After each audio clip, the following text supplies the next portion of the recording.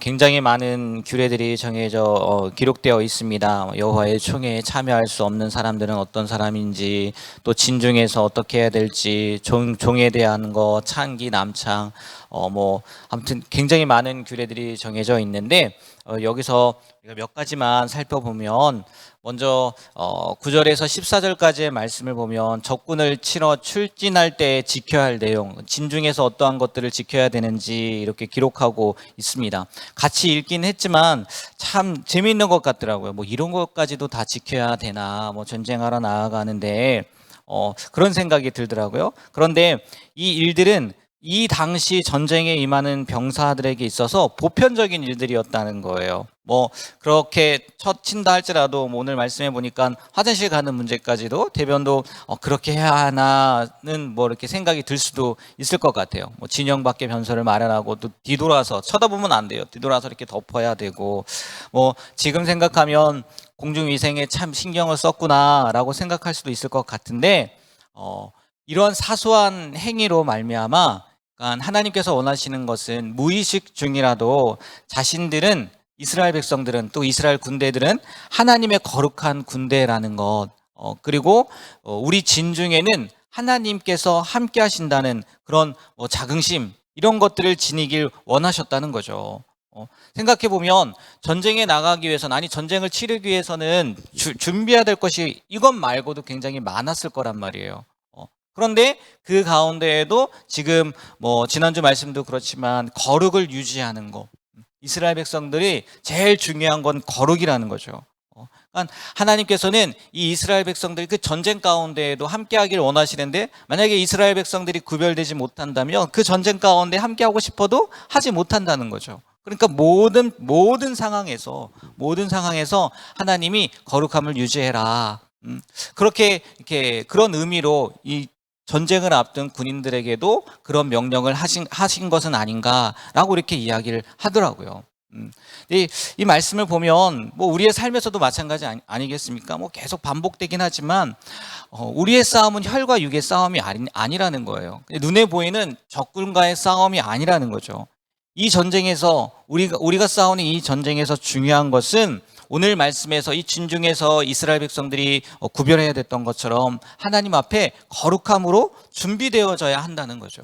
그래서 늘 우리의 생활 가운데 하나님이 함께 하실 수 있도록, 지금 그 얘기거든요. 내가 너희와 함께 하려면은 어떻게 해야 돼요? 그 안에 뭐가 있어야 된다는 거예요? 거룩함이 유지가 되어야 된다는 거거든요. 우리가 늘 하나님 나와 동행해 주세요, 하나님 나와 함께 해주세요, 이렇게 기도는 하면서 내 삶 가운데에서는 구별된 삶이 없다, 거룩한 삶이 없다, 그러면 그거는요 어불성설이라는 거죠. 우리가 늘 거룩함으로 유지할 때 하나님이 그 가운데 함께하는 것이, 그건 하지도 않으면서 하나님 나와 동행해 주시길 원합니다, 하나님 내 길에 앞장서 주시길 원합니다, 나를 인도해 주시길 원합니다, 이거는 앞뒤가 안 맞는 거라는 거예요. 오늘 이 말씀을 통해서 그래, 우리의 싸움도 혈과 육의 싸움이 아니라 영적인 싸움인데, 내가 하나님과 늘 동행하는 삶을 살길 원하는데 나의 삶 가운데에서 거룩함이 유지되어 있는지, 아니면 그렇게 구별된 삶을 살고 있는지, 아니 오늘 하루를 살면서 그래, 내가 오늘 하루도 하나님 앞에서 거룩함으로 살아가야지, 구별된 모습으로 살아가야지, 이렇게 결단하고 오늘 하루를 살아갈 수 있는 우리 중앙교회 성도님들이 되길 축복합니다. 그리고 다음으로 도망친 종이 왔을 때 내어주지 말라는 거거든요. 이유는 당연해요. 왜요? 고대 사회에서 일단 도망쳤다가 도로 주인에게 붙잡혀온 노예는요, 사형에 처하거나 아니면 도망갔잖아요. 그래서 두 발이 잘리는 등 중벌에 처해졌다는 거예요. 그렇기 때문에 이거는요, 내어주지 말라는 얘기는 뭐냐? 살려주라는 거거든요. 그 생명을 중요하게 여기라는 거거든요. 그러니까 돌려보내지 말라는 거예요. 그래서 그 신약에 보면 사도 바울이 빌레몬서에서 그 얘기가 나오는 거 아니겠습니까? 좀 바뀌었죠. 그때는 돌려보내죠. 도망쳐 나온 종이지만 돌려보내요.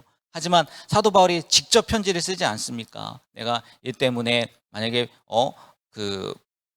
소비한 게 있다면 그런 것들을 내가 다 채워주겠다. 그러니까 너그러운 마음으로. 또 감사한 것은 빌레몬도 오네시모도 빌레몬서, 그죠? 빌레몬이죠. 빌레몬도 예수를 믿었다는 거죠. 그래서 그게 가능할 수 있었겠지만 이 구약 시대에 보면은 그럴 수 없었다는 거예요. 그래서 무엇보다 중요하게 여겨야 될 게 뭐라고요? 생명이라는 거죠, 생명. 종이라는 게 중요한 게 아니라 그 법을 어겼다는 것도 뭐 이렇게 도망 나왔다는 것 그게 중요한 게 아니라 이 한 생명을 살리는 일에 우리가 최선을 다해야 된다. 그 생명을 소중하게 여겨야 된다라고 지금 이야기하는 거죠.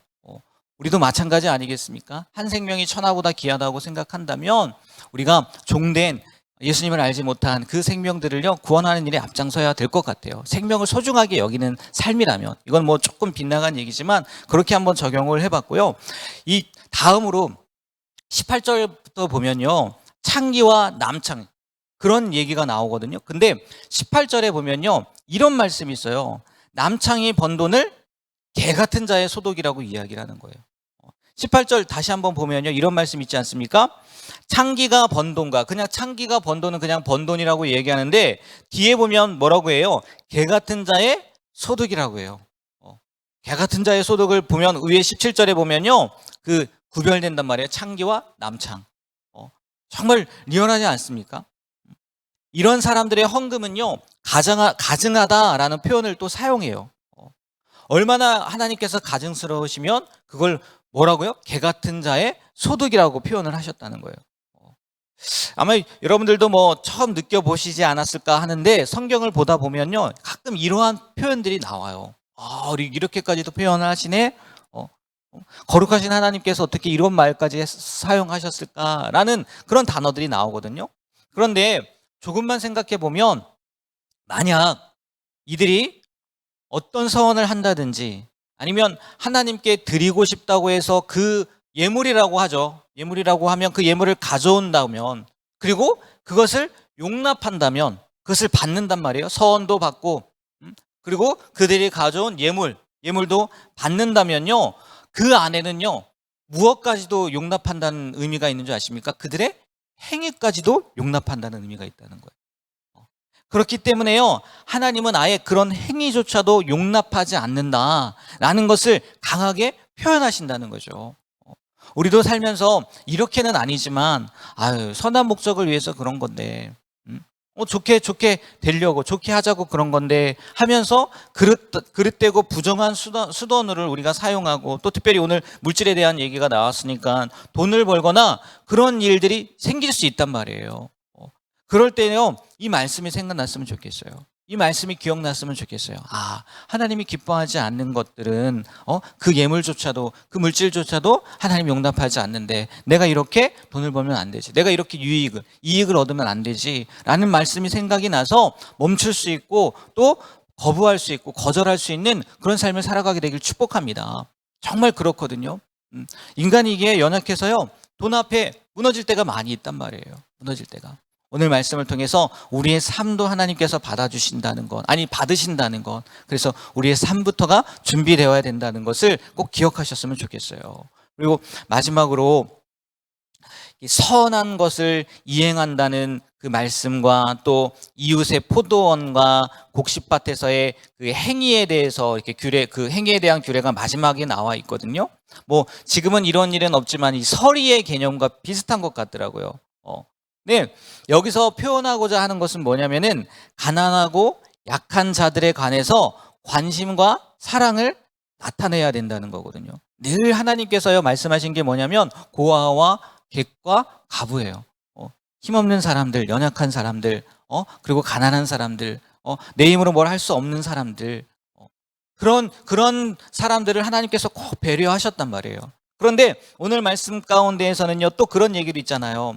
가난하고 약한 자들도 줄인 배를 채우는 것은 용서할 수 있지만 욕심을 내서 그 이상의 것을 가지고 간다. 그러니까 뭐 여기 뭐 쉽게 말해서 뭐 훔친다. 이런 것은 옳지 않은 행위다라는 것도 보여준다는 거죠. 그러니까 정도가 있다는 거예요. 정도. 여유 있는 자들에게도 하나님께서 바라시는 정도가 있고 그리고 가난하고 약한 자들이라 할지라도 하나님께서 바라시는 정도가 있다는 거예요. 물론 차이는 있겠지만 하나님의 관점에서는요 그 둘 다 부하거나 아니면 가난하거나 그 정도를 지키길 바라신다는 거죠. 어떻게 보면요, 이 관계 지금 뭐 가난한 자들에게 나눠주고 남겨 그 24절에 보면 그런 얘기가 있지 않습니까? 내 이웃의 포도원에 들어갈 때에는 마음대로 그 포도를 배불리 먹어도 되느니라. 그러나 뭐라고 표현돼요? 그릇에는 담지 말라고 하잖아요. 이게 가난한 자들에 대한 정도잖아요. 이게 이 관계에서의 보면요, 왜 관계에서 문제가 생기나 가만히 보면은 그 도를 지키지 않기 때문은 아닐까라는 생각이 들더라고요. 지금 뭐 부자와 가난한 사람의 그 관계를 얘기했지만 이 관계뿐만이 아니라 우리가 살면서 많은 관계들을 맺고 지내지 않습니까? 그런데 그 관계가 왜 틀어지느냐? 왜 그 관계에 문제가 생기느냐? 각자 지켜야 될 도가 있단 말이에요. 정도가 있다는 거죠. 그런데 그 도를 넘어서 물론 실수할 때도 있죠. 실수할 때도 있지만 정말 서로 간의 예의라고 해야 되나요? 그런 것들을 지켜준다면 그 관계에 있어서 깨지는 일들이 그래도 적게 일어나지 않겠느냐는 거예요. 하나님께서 부자는 부자대로 또 가난한 사람은 가난한 사람대로 그냥 가난하니까 너희들은 그냥 무조건 다 돼. 허용하지 않으셨던 것처럼 우리도요, 사람들과의 관계를 통해서 그 관계에 맞는 정도를 걸을 수 있었으면 좋겠어요. 그래서 정말 좋은 관계를 유지하며 살아갔으면 좋겠습니다. 누가 그러더라고요.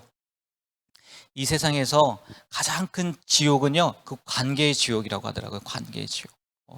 다른 그 어떤 것보다 관계가 틀어졌을 때 오는 그 불편함, 그 안타까움이요, 정말 그 어떤 지옥보다 더 힘든 지옥이 이 세상에서의 지옥이 아니냐, 뭐 이렇게 얘기를 하기도 하더라고요.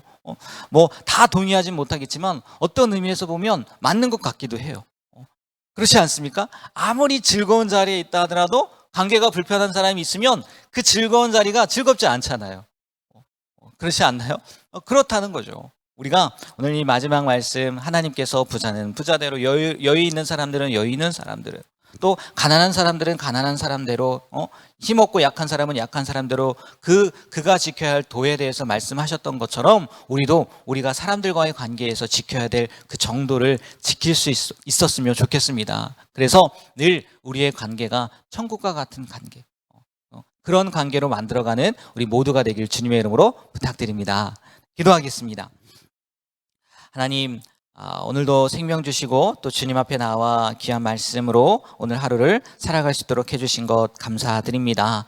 오늘도 거룩에 대한 또 말씀을 해주셨고 또 생명이 얼마나 소중한지, 생명을 지키는 일, 그리고 정도에 대해서도 관계에 있어서의 그 넘지 말아야 될 부분들에 대해서도 하나님 말씀해 주셨습니다. 물론 이것들 말고도 많은 하나님의 규례와 또 법도가 있음을 압니다. 오늘 이 새벽에 우리에게 말씀하신 것들을 기억하고 또 오늘 하루를 살아가면서 정말 누구를 만나든 하나님의 말씀이 기억됨으로 또 하나님의 말씀대로 살아감으로 그 관계의 복을 누릴 수 있는 오늘 하루가 될 수 있도록 도와주시고 또 하나님께서 인정해 주시는 그런 귀한 하루가 될 수 있도록 붙잡아 주시옵소서. 이 새벽 시간에 주님 앞에 귀한 예물 드린 손길 있습니다. 범사에 늘 감사합니다 라고 하나님 앞에 예물 드렸는데 이 감사함이 영원히 지속될 수 있는 그런 귀한 삶이 될 수 있도록 붙잡아 주시옵소서.